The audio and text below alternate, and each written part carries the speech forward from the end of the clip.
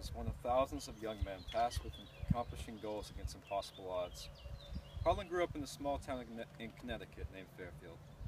As a child, he would have grown up in a household filled with a history of service and sacrifice for their country, dating back to the Civil War. Harlan grew up with a twin brother, Walter, and two other siblings, Robert and Finette. His father served in World War I and later invented devices such as the bazooka trigger and the tow-line indicator box for gliders. Further back, Harlan's grandfather served as a captain in the Union armies and kept a journal which is today regarded as one of the best accounts of the American Civil War. With this family history, Harlan and his brother would have understood the meaning and vitality of military service from an early age. In high school, Harlan was constantly involved in activities ranging from Glee Club to helping produce and edit his senior yearbook. After graduating school, Harlan went into the chemical business, while his brother Walter seems to have become an inspiring actor. For both twins, however, the attack on Pearl Harbor on December 7, 1941, inspired their pre-existing sense of duty and patriotism, resulting in both Harlan and Walter enlisting together on December 17, 1941, in Hartford, Connecticut. Here, Harlan entered the Coastal Artillery as a private, then volunteered for the 81st Anti-Aircraft Artillery Glider Battalion, which was activated on September 4, 1942. With his new battalion, Harlan moved to 1st Fort Bragg, South Carolina in late September, later to Camp Davis, North Carolina on October 25, 1942. While at Camp Davis, Harlan attended a 2-week anti-aircraft school where he proved to be quite skillful at spotting and identifying Allied and enemy aircraft.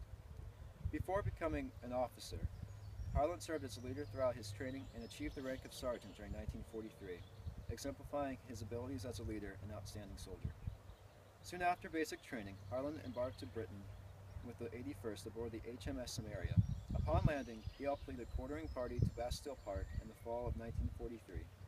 For his leadership and dedication, Harlan was commissioned at the rank of second lieutenant in the 81st Anti-Aircraft Artillery on Christmas Day, 1943. In preparation for D-Day, the 81st participated in Operation Tiger, during which Harlan's unit was noted for its high state of efficiency. On D-Day, the 81st, with Harlan and its miss, was part of Operation Chicago, tasked with assisting the paratroopers dropped earlier that day. However, soon after Harlan's glider successfully landed, he was shot by a German while bending down to pet a dog. This was actually a German trap which would put Allied soldiers in their line of fire.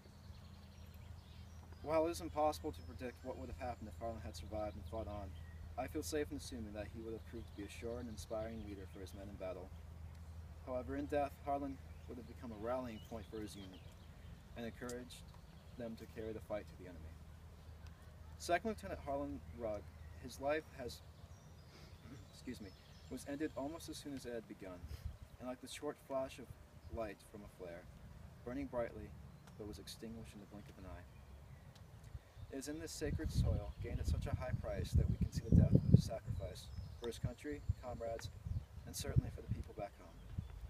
Harlan's death would have shocked not only his family, but also a young girl named Dorothy McDowell, whom we believe may have been Harlan's sweetheart back home. In the family photo album, I saw Harlan with both Dorothy and his family, and it became clear to me that Harlan was the center of life and energy for all those around him. To me, Harlan Edward Rugg symbolizes the patriotism that propelled the youth of the United States into fighting not only against the evils of tyranny, but for the promise of freedom and liberty. Harlan fought like his forefathers before him, not for himself, but for others both at home and abroad. When Harlan made the ultimate sacrifice, it was for all of us gathered here today, for those who have come before us, and for those who will be here after we are gone.